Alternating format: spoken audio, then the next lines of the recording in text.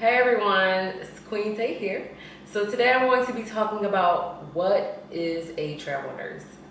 How can I do travel nursing?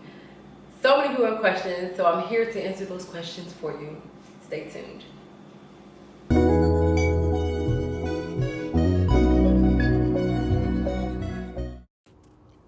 So, what is a travel nurse?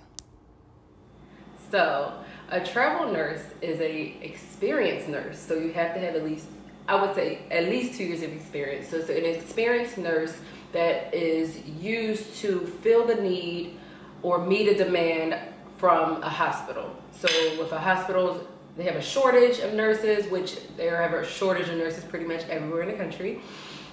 They will use a travel nurse to fill the space of, the staffing need. Usually the contracts run for about 13 weeks. They do have 4-week contracts. They do have 8-week contracts. They do have 12-week contracts.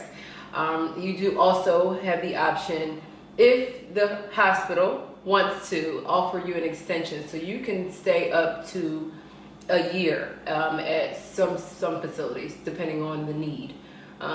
So yes, so that is what a travel nurse is. So let's talk travel nurse pay. Travel nurse pay. So travel nurse pay is dictated by the specialty, which I'll also talk about in another video, but depending on the specialty, some specialties get paid more than other specialties. Also the demand. So I know that critical care nurses tend to get paid more during the winter months, because more people get sick, flu, now we have the coronavirus. So areas that have a higher cost of living tend to pay their nurses higher rates, i.e. California, New York, Connecticut, those northern New England states, and Northern California. They tend to pay more than somewhere in the South or in the East Coast. It just depends on the cost of living in that area. So that's how pay is kind of rationed out.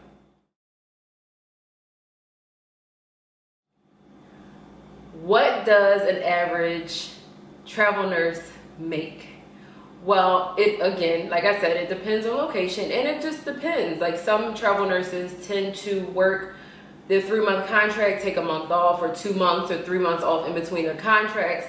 Me personally, I only want to work at least 9 months out the year. So I try to make sure that I'm at least going to take 3 months off in my contract. It's within the year. So I might take a month off here, I might take the holidays off, but it gives you so much flexibility, just so you know. You do have a lot of flexibility when it comes to your contracts and such. So yes, so an average nurse can make anywhere from $70,000 to $150,000 a year, depending. It really just depends. You probably can make more than that, depending on, again, location and then how much you want to work. Some nurses are hustlers, so I mean, and they might want to work 6 days a week and bring home astronomical amounts of money.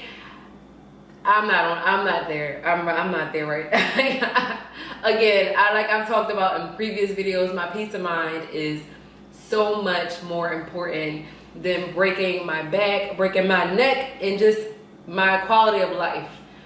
Nursing can be a very strenuous job. Nursing is a very strenuous job. So, I'm out about that breaking my neck life or working 1,000,000 hours a week. It's just not happening.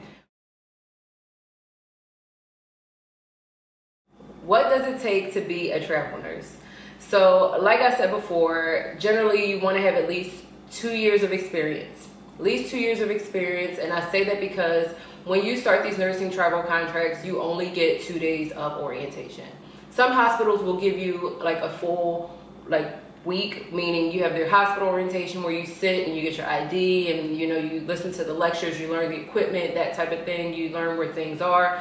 But then some hospitals will throw you in there and then you really just get 2 days of full orientation. So you really want to know how to adapt in other environments. You want to learn how to be quick on your feet, quick learning. You just want to have your nursing skill set and be able to adapt in environments quickly. So having that experience is definitely important. I also suggest that even if you're like a new nurse right now, or you're in nursing school and you know that you want to do travel nursing in a couple years once you graduate, get a job at a level 1 trauma center. This way, you're used to working with high acuity patients. You're used to being able to work in a fast-paced setting. And then when you do travel, you aren't in shock if you run into those types of situations. Also, most nurses require a bachelor's degree at least. You become more marketable the more, the higher level of education you have in nursing, but at the same time, they at least want you to have a bachelor's degree. Now, granted, there are all types of travel. You can travel as a nurse practitioner, you can travel as a respiratory therapist, you can travel as a physical therapist, you can travel, it's so many travel jobs that are out there. So, do your research, because you can travel as a nursing assistant or a medical assistant. It's a need everywhere.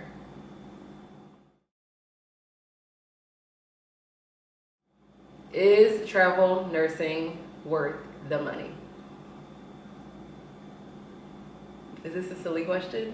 Of course it is. Of course it's worth the money. It's worth just the experience alone. Being able to travel to another part of the country and just get to experience what life is like living somewhere different, for me, it is absolutely worth it. I highly suggest it. If your life provides you the opportunity to be able to do it, I highly suggest it. All right, everyone, thank you for joining me today. I will be dropping more gems about travel nursing. I also host many yoga classes on my channel, so please make sure you subscribe.